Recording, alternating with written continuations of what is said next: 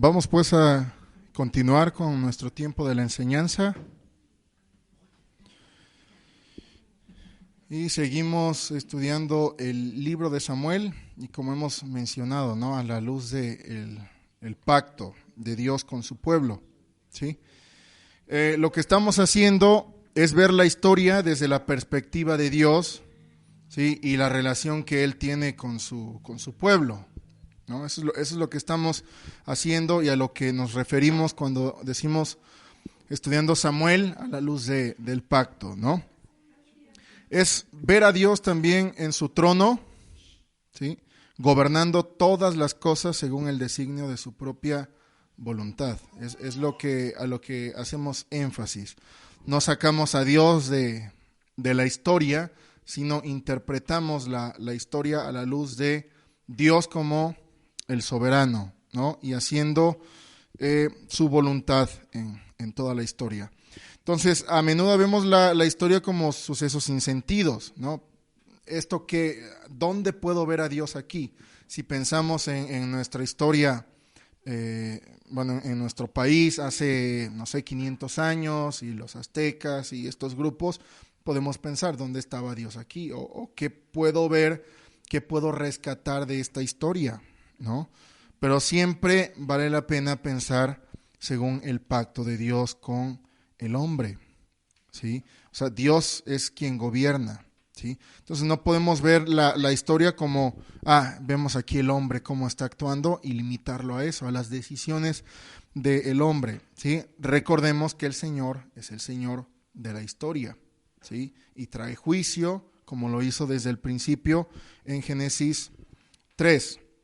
Entonces nunca olvidemos que al estudiar la historia debemos hacerlo a la luz del pacto de Dios con el hombre, donde Dios, repito, es el soberano, ¿sí? Que ha entregado al hombre responsabilidad en términos de su ley y que trae juicio según la respuesta del hombre al mandato de Dios, ¿sí? Esto no debemos de olvidar, ¿sí? Es importante y para lo que vamos a ver también este día, ¿no? Entonces el hombre responde a ese llamado de Dios con fidelidad o con infidelidad, como vimos el caso de Saúl.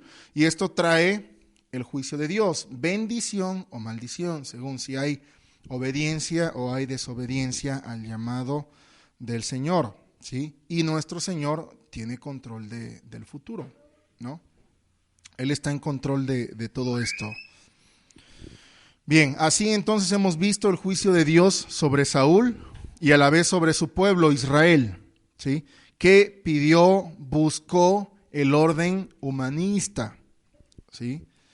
En la acción por la que fue desechado Saúl, que vimos el domingo pasado, a mí me llamó la atención que Saúl y el pueblo tomaron una decisión en rebelión contra el mandato de Dios, con lo que Dios mandó de destruir por completo a Amalek, ¿sí? Un pueblo que representa la rebelión del hombre contra Dios, ¿sí?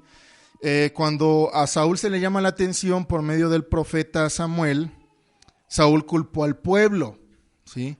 Y dijo, temí al pueblo y escuché su voz, ¿sí?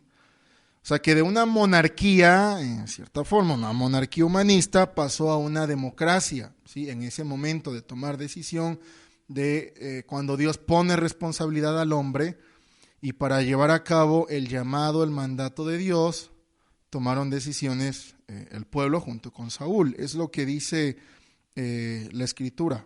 En realidad fue Saúl y el pueblo, ¿no? Que tomaron la decisión de perdonar la vida al rey, de guardar parte del botín, ¿no? Y no hacer conforme a lo que el Señor había ordenado. Y aquí se cumple lo que realmente es una democracia, es el gobierno de un pueblo desenfrenado, ¿sí? De un pueblo sin buen juicio. Eso es lo que es una democracia, ¿no? No ven acerca del bien y el mal, sino nos vamos por la mayoría. Saúl supuestamente temió, ¿sí? A lo que la mayoría pidió y no consideró las órdenes de Dios, ¿sí? Entonces aquí vemos Dios como el soberano dando una orden al rey, ¿sí? El rey está bajo Dios, Y este rey, junto con el pueblo, desobedecen, se rebelan contra Dios. Y la respuesta de Dios a esto, el juicio de Dios a esta decisión es maldición, es juicio, ¿sí? Dios desecha a Saúl como rey. Esto sin duda el pueblo lo supo, que Saúl había sido desechado como rey, ¿sí? Entonces el pueblo estaba, entre comillas, sin rey, ¿no? Sin un rey aprobado por Dios, ¿sí? Y es aquí donde llegamos a este momento de la historia de Dios y su pueblo. Y vamos a darle lectura a capítulo 16, ¿sí? Nos dice la palabra del Señor: dijo Jehová a Samuel: ¿hasta cuándo llorarás a Saúl, habiéndolo yo desechado, para que no reine sobre Israel? Llena tu cuerno de aceite, ven, te enviaré a Isaí de Belén, porque de sus hijos me he provisto de rey. Y dijo Samuel: ¿cómo iré? Si Saúl lo supiera, me mataría. Jehová respondió: toma contigo una becerra de la vacada y di: a ofrecer sacrificio a Jehová he venido. Y llama a Isaí al sacrificio, y yo te enseñaré lo que has de hacer, y me ungirás al que yo te dijere. Hizo pues Samuel como le dijo Jehová, y luego que él llegó a Belén, los ancianos de la ciudad salieron a recibirle con miedo, y dijeron: ¿es pacífica tu venida? Él respondió: sí, vengo a ofrecer sacrificio a Jehová. Santificaos y venid conmigo al sacrificio.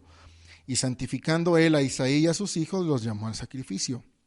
Y aconteció que cuando ellos vinieron, él vio a Eliab y dijo: de cierto, delante de Jehová está su ungido.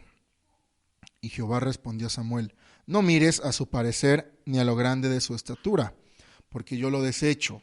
Porque Jehová no mira lo que mira el hombre, pues el hombre mira lo que está delante de sus ojos, pero Jehová mira el corazón. Entonces llamó Isaí a Abinadab y lo hizo pasar delante de Samuel, el cual dijo: tampoco a este ha escogido Jehová.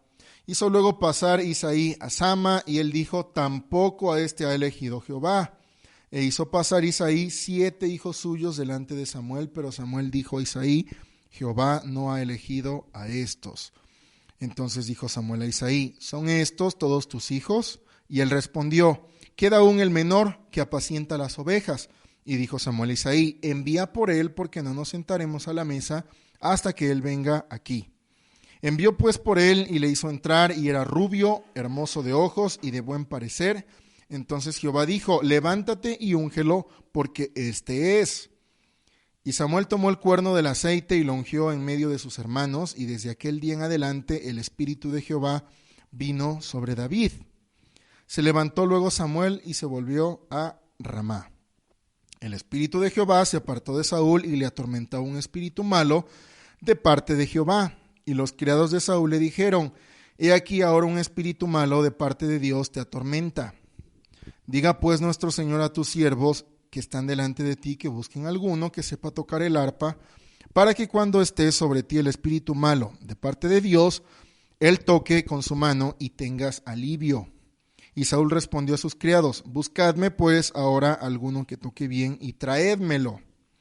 Entonces uno de los criados respondió diciendo: he aquí yo he visto a un hijo de Isaí de Belén, que sabe tocar, y es valiente y vigoroso y hombre de guerra, prudente en sus palabras y hermoso, y Jehová está con él. Y Saúl envió mensajeros a Isaí diciendo: envíame a David tu hijo, el que está con las ovejas. Y tomó Isaí un asno cargado de pan y una vasija de vino y un cabrito, y lo envió a Saúl por medio de David su hijo. Y viniendo David a Saúl, estuvo delante de él, y él le amó mucho y le hizo su paje de armas. Y Saúl envió a decir a Isaí: yo te ruego que esté David conmigo, pues ha hallado gracia en mis ojos.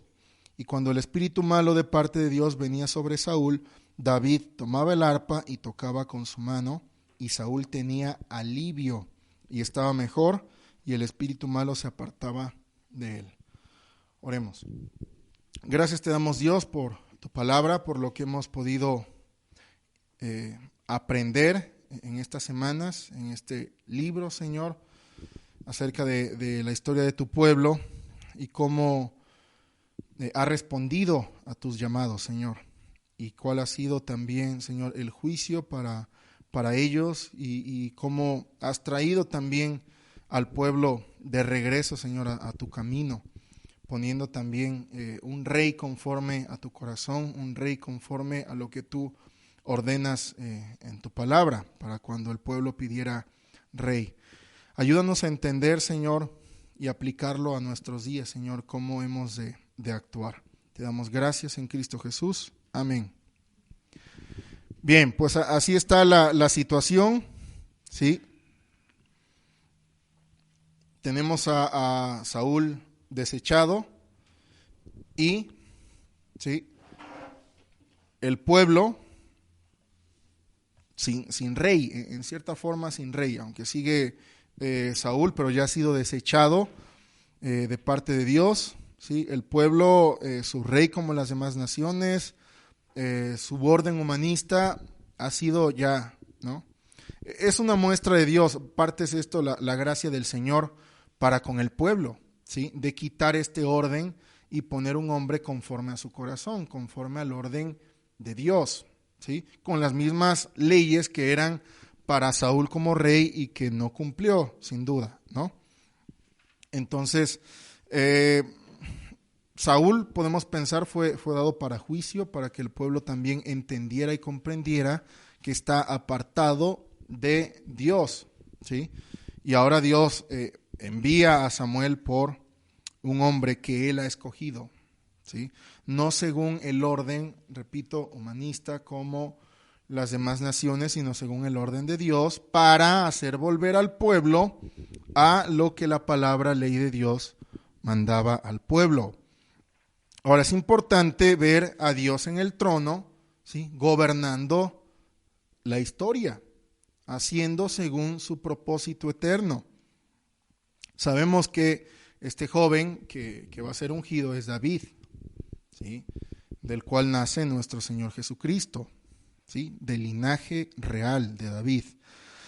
Y vemos aquí a Samuel lamentándose por Saúl, ¿sí? No sabemos qué tanto aprecio haya tenido Samuel por Saúl, ¿sí?, pero recordemos a un Samuel ya viejo, ¿sí?, ya es anciano, y entregó en cierta forma, no pasó la estafeta a Saúl para cumplir como un juez sobre Israel, como el rey, el gobernante, ¿sí? Y bueno, se lamentaba, ya había sido rechazado por Dios, ¿sí?, lo cual también hacía evidente el juicio de Dios sobre el pueblo, y probablemente esto haya sido más el dolor para Samuel, ¿no?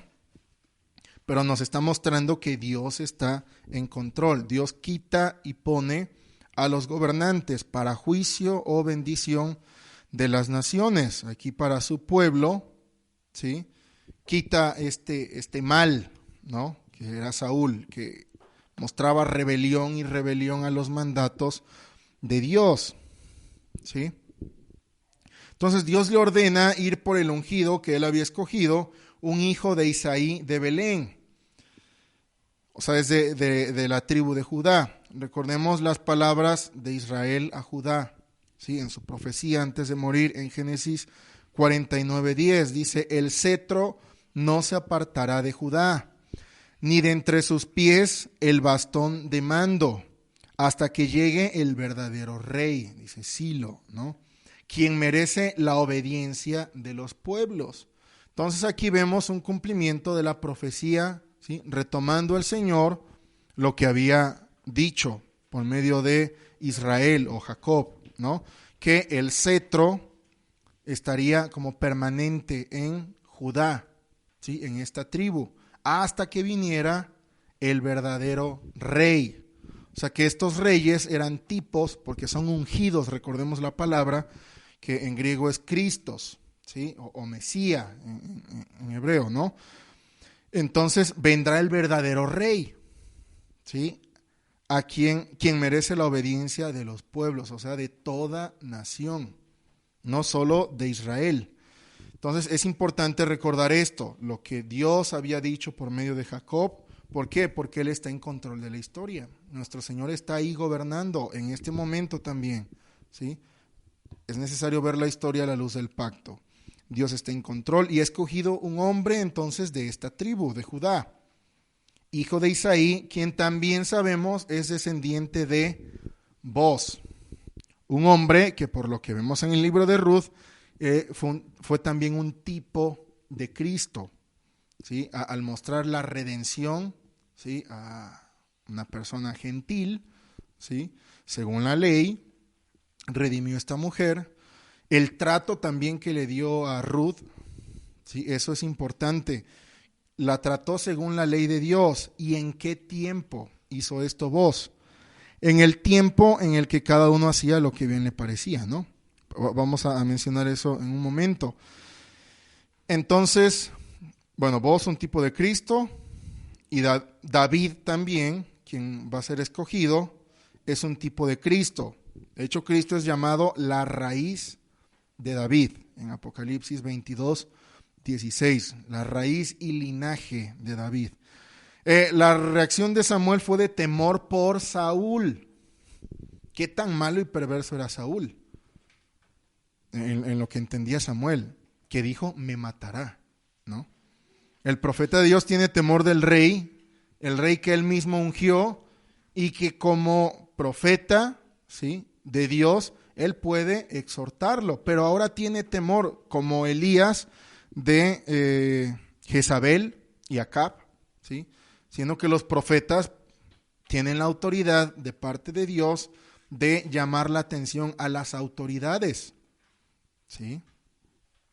O sea, hasta el día de hoy, ese llamado de Dios, esa autoridad de Dios para los profetas sigue vigente. Pueden llamar la atención a los gobernantes, a los líderes y exhortarlos, ¿sí?, a la obediencia a Dios. Pero aquí vemos al profeta con temor y debe actuar con astucia Samuel, ¿sí? No declara todo lo que hará, si es cuestionado por Saúl o por alguien al servicio de Saúl, él no debe decir todo, ¿sí? Es un consejo que Dios le da, di que no está diciendo mentira, vas a presentar sacrificio, no digas que vas a ungir un rey. ¿Es pecado? No. De hecho es aconsejado por Dios para llevar a cabo el plan de Dios. Ahora, cuando los ancianos vieron a Samuel, también tuvieron temor. ¿Vienes en paz? Le dicen, ¿no? Porque el temor, ¿sí?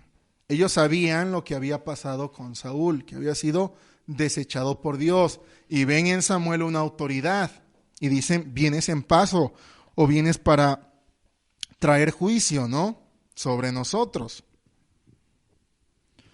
Pero aquí lo que hace Samuel es, sí, vengo en paz y vengo a presentar sacrificio, ofrenda al Señor, y los invito al sacrificio que ofrecería al Señor. Les ordena consagrarse, santificarse, ¿sí? Y es probable que ellos fuesen los como jueces, ¿no?, los ancianos, ahí jueces de Belén, ¿sí?, los líderes, y Dios los está llamando a su mesa, a ese sacrificio, a estar en comunión con el Señor, ¿sí? Porque es lo que va a pasar aquí. Samuel también consagró a Isaí y su familia para el sacrificio. No sabemos si Isaí era también un anciano o un juez aquí. No sabemos. Cuando leemos la historia de Booz en Ruth, Booz no era un anciano, ¿sí?, un juez, un gobernante ahí en la ciudad de Belén, pero sí era un hombre rico, importante, en las puertas de la ciudad. O sea, era reconocido ante los ancianos, ante los gobernantes. Probablemente Isaí, por lo que leemos que tiene ovejas, haya sido un hombre importante en la ciudad de Belén en esos días. Seguro era importante, ¿sí? Y recordando un poco de lo de Booz, de cómo él trató a Ruth según la ley de Dios y el temor de Jehová que él tenía, es importante recordar en qué tiempo fue. En el periodo de los jueces, donde cada uno hacía lo que bien le parecía, pero no así Booz, que hizo no lo que bien le parecía con Ruth, sino lo que Dios ordena en su ley. Así la trató cuando Ruth fue en busca de alimento para ella y para su suegra. Entonces vemos un hombre que guarda el pacto en medio de un tiempo difícil, ¿sí? En medio de que el pueblo abandona a Dios y su ley, Dios siempre guarda un remanente. Y aquí vemos un remanente, ¿sí?, del Señor, fiel al pacto. Y seguramente Isaí era también un hombre fiel a Dios. Esta familia guardó el pacto de Dios instruyendo a sus hijos. Y a esta familia fiel escogió Dios para llevar a cabo su propósito. Y recordemos de quién vendría el linaje, ¿sí?, de nuestro Señor Jesucristo. Los hijos de Elí, es importante ver también esto porque es en el tiempo de Isaí, los hijos de Elí rechazaron a Dios, los hijos de Samuel rechazaron a Dios, pero los hijos de Isaí se muestran fieles a Dios y su pacto. Cuando podremos pensar, ¿y quién podría ser un rey, ¿sí?, conforme al corazón de Dios en medio de un pueblo que pide rey como las demás naciones? Aquí hay una familia, ¿sí?, una familia fiel a Dios, a su pacto, a su ley, ¿sí? Dios buscó, escogió a David para llevar a cabo su propósito. Entonces aquí vemos la elección del ungido, Dios poniendo un nuevo rey. Saúl, cuando fue escogido, nos dice que era joven y apuesto, como ningún otro israelita, tan alto que los demás apenas le llegaban al hombre. Y ya hemos visto cómo era Saúl de miedoso y todo en medio de las guerras, ¿no? No era lo que aparentaba ser, que cuando el pueblo lo vio, festejó. Y cuando después fue renovado el reino con Saúl, el pueblo estaba en fiesta, ¿no? Pero vinieron palabras de juicio. En esto tenía la fe y la confianza del pueblo, en la apariencia. Saúl era un hombre grande, fuerte, hermoso. Este es el que nos va a dirigir en la guerra, ¿no? Por eso cuando Samuel vio a Eliab, pensó que este es el ungido de Dios. A este voy a ungir. Era el mayor, probablemente grande, fuerte. Luego sabemos que los hijos de Isaí estuvieron listos para la guerra, aunque con temor, ¿no? Pero listos para la guerra ante los filisteos. ¿Sí?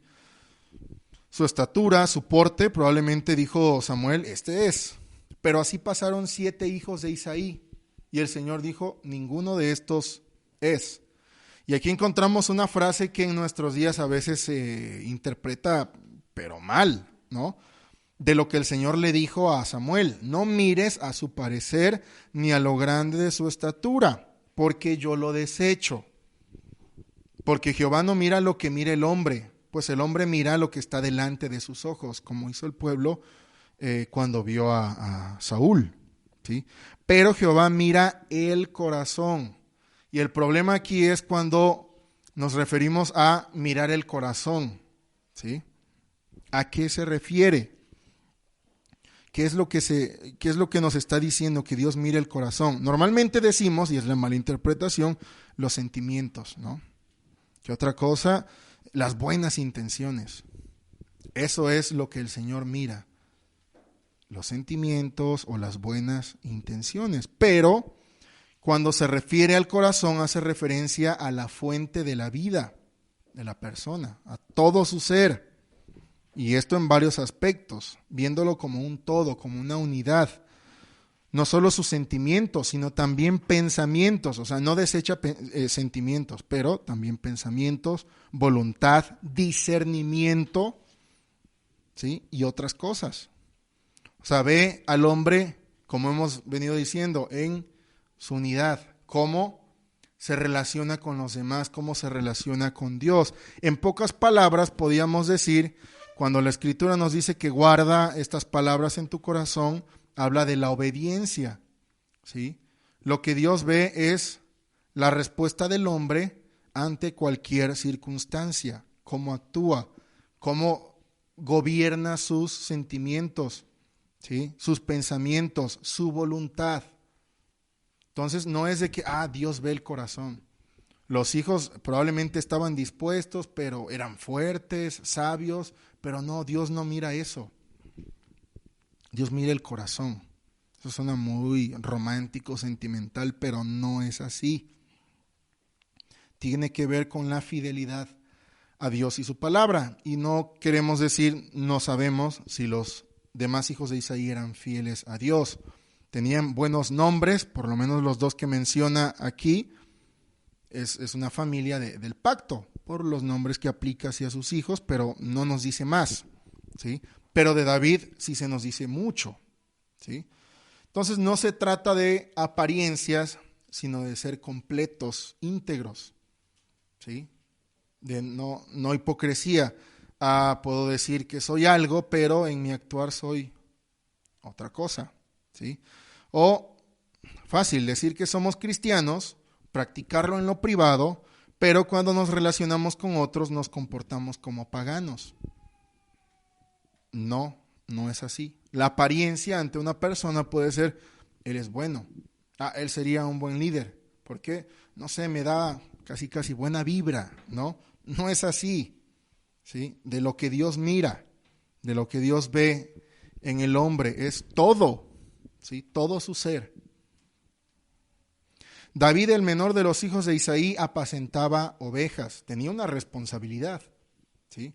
Como vemos de José, ¿verdad? Un jovencito también que tenía a cargo sus hermanos, que eran pastores también.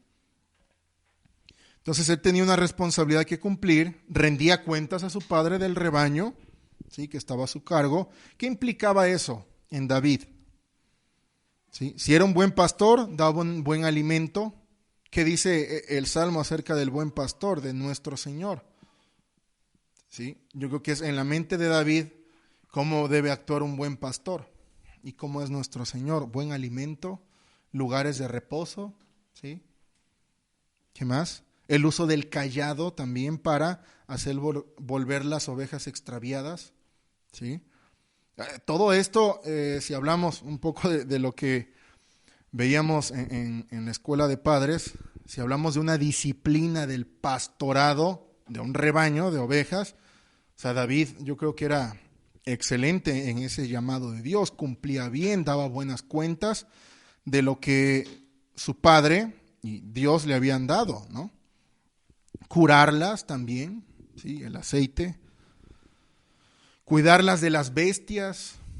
Recuerden que David platica eso con Saúl, cuando un león, un oso viene, cualquier bestia, yo doy muerte a esa bestia, ¿no? Para proteger al rebaño, ¿sí? Y en un salmo David expresa cómo Dios, ¿sí? De cuidar ovejas lo manda a cuidar al rebaño de Israel. Suenan las palabras de nuestro Señor: en lo poco fuiste fiel, en lo mucho te pondré, ¿no? Entonces se le entregó esta responsabilidad a David, cumplió bien, ¿sí? Una gran profesión para este joven, y aparte de ese buen trabajo y esa gran labor que hacía, dice que era rubio, de ojos hermosos y bien parecido.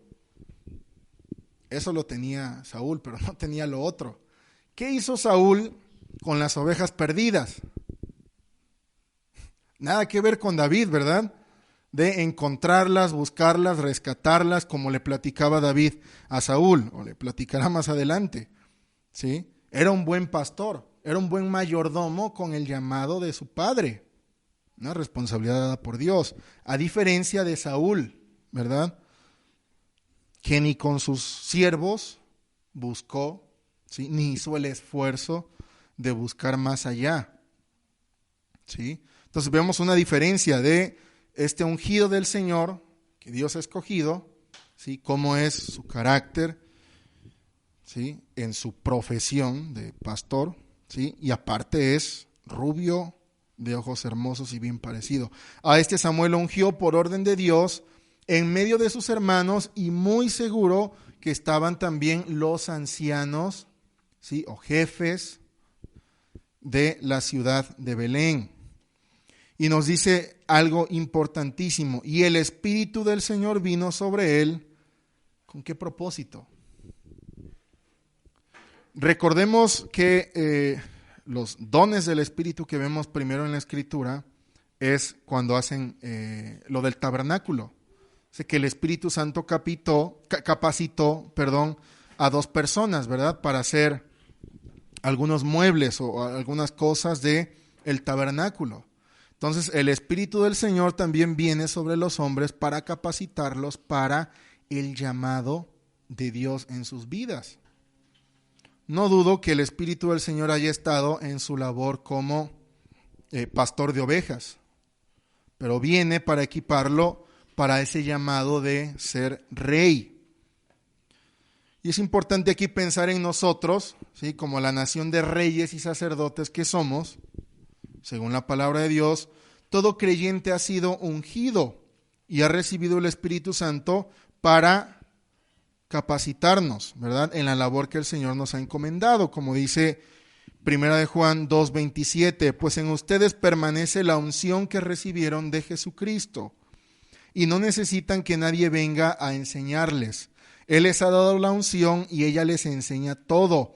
Ella es verdad y no mentira. Así pues, quédense con lo que les ha enseñado. Entonces viene la unción, ¿sí? Con el Espíritu del Señor sobre David para capacitarlo, para instruirlo en lo que es su llamado, ¿sí? Ahora, sabemos que no tenemos el llamado de David para gobernar Israel, pues tenemos a Cristo, quien ha sido ungido. Cristo fue ungido en su bautismo como profeta, sacerdote y rey, ¿verdad? Pero Él nos ha hecho una nación de reyes y sacerdotes para anunciar las virtudes de Cristo. Así el Espíritu Santo nos capacita para esto, ¿sí? Entonces, al tener nuestro ungido, que es Cristo, ¿sí? Que es lo que significa, ¿no? Cristo ungido, que es nuestro Rey, también nosotros tenemos la unción del Santo, la unción del Señor, para cumplir con la labor del Señor, así como David. Ahora, siguiente versículo, ¿sí? El 14, porque en el 13 vemos que termina diciendo que el Espíritu del Señor vino sobre David. Y el 14, que nos dice, el Espíritu del Señor se retiró de Saúl y vino un espíritu maligno de parte del Señor para atormentarlo. El Espíritu del Señor había venido sobre David para capacitarlo y sobre Saúl viene un espíritu de parte de Dios para que sea atormentado, porque ha sido desechado, ¿sí? Por Dios, de su labor, de su llamado de reinar. Lo dijo Dios a Samuel en el primer versículo. Yo lo he desechado para que no reine sobre Israel. Por eso el tormento sobre Saúl. Ahora, interesante el consejo de sus siervos. Fue buscar un músico para que tocara el arpa y le aliviara. ¿Por qué no buscó Saúl al profeta Samuel y decir qué debo hacer para ser restaurado, para no tener este demonio o lo que sea que lo atormentaba?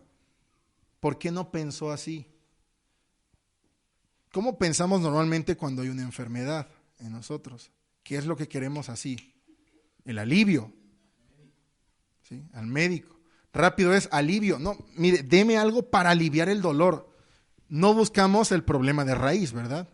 Al principio. ¿Por qué? Porque la situación nos lleva a algo que me quite el dolor y ya. Quiero sentir alivio.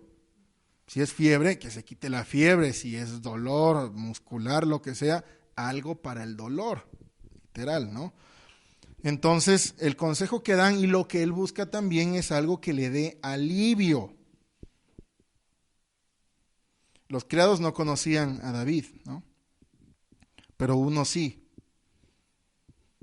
Y lo propone de la siguiente manera: conozco a un muchacho que sabe tocar el arpa. Entonces, pensemos, la familia de Isaí era reconocida, ¿sí? Y David yo creo que era conocido también en Belén. ¿Sí? Conoce a este muchacho que sabe tocar el arpa, es valiente, hábil guerrero, sabe expresarse, lo vemos en los salmos, ¿verdad? Y es de buena presencia. Además, algo que tú no tienes, Saúl, yo creo que trató de decirle, el Señor está con él, ¿sí? Su padre es Isaí, el de Belén. Entonces, ¿quién va a venir a darle alivio al rey? Al rey desechado, el rey escogido, ¿no? Al parecer tenemos un hombre entendido al servicio de Saúl y describe muy bien a David. Y esto puede ser parte de lo que Dios vio, ¿no? O lo que dice la Escritura cuando Dios ve el corazón. Es probablemente lo que vio, ¿no? Las capacidades de David, ¿no?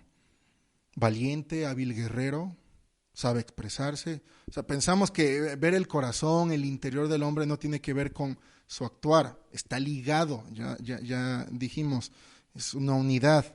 Entonces, el actuar de David es conforme a su corazón, ¿sí? La fuente de toda su vida. ¿Qué tenemos de la descripción sobre David? ¿Sí? Tal vez digamos, ¿qué importa lo demás? Con que el Señor esté conmigo, con nosotros, es suficiente. Pero no, es un todo. Si el Señor está con nosotros, cumplimos el llamado que Él nos ha hecho, ¿no? ¿Qué de las cosas que tiene David podremos tener nosotros? De la valentía, ser un buen guerrero. Podemos pensar, no sé ni usar un arma, ¿no? En nuestros días. Batallamos con expresarnos, a veces, ¿no? Buena presencia, el Señor está con nosotros, bueno, eso es lo importante. No, tenemos que estar capacitados para el llamado de Dios, ¿sí? No es solo, si Dios está conmigo, ¿quién puede conmigo? Sí, está bonito el versículo ahí. Si Pablo hubiese tomado eso y no hubiese estudiado las Escrituras, probablemente no tendríamos las cartas de Pablo, ¿no? Pero el Señor lo llamó y fue capacitado. Y que decía a Timoteo, tráeme las cartas, los pergaminos, ¿no? Las Escrituras para estudiar y enseñar acerca de Cristo. No según el hombre, no es capacitado en los términos del hombre, porque Saúl era impresionante según el hombre, pero no según el llamado de Dios, no según lo que nuestro Señor está buscando. Saúl como tirano descrito en capítulo 8, que va a quitar tus hijos, así ordenó para con Isaí, mandó a buscar a David, pero esto estaba dentro del plan de Dios, ¿sí? Búsquenlo y tráiganmelo. Eso dijo Saúl y así fue, ¿no? El joven que aliviaría su mal con la música, aliviaría, traería también juicio sobre la vida de Saúl. Y aún David trayendo alivio por medio de tocar el arpa y por la presencia del Señor con David, esto causaría mayor tormento a Saúl, que lo vemos al final de sus días, atormentado por la presencia de este joven que le aliviaba, ¿sí?, su tormento. ¿Cómo vino el juicio de Dios sobre Saúl? Por medio de el ungido de Dios, que en este caso fue David. Aunque lo ha llamado y nos dice que lo hizo su escudero, el juicio fue mayor sobre Saúl. Y es interesante también cómo David, futuro rey, ¿sí?, es conforme al corazón de Dios y estaba al servicio de un rey que tirano, desechado por Dios, y estuvo al servicio ahí. Pero esto, repito, ¿para qué? No es de que lo que dijera Saúl iba a obedecer David, ser un hombre conforme al corazón de Dios. Pero ¿para qué lo llevó Dios ahí? Piensa, el rey conforme al corazón de Dios al servicio del rey tirano, al servicio, ¿sí?, para traer juicio, ¿sí? Dios estaba trayendo juicio a la casa de Saúl. Dios estaba poniendo a sus enemigos por estrado de sus pies, porque recordemos, Saúl se volvió enemigo de Dios, se rebeló contra los mandatos de Dios, y esto también llevando a la victoria a su pueblo, que vino con David. Aún antes de ser reconocido rey ante la gente, Dios dio muchas victorias por medio de David, ¿no?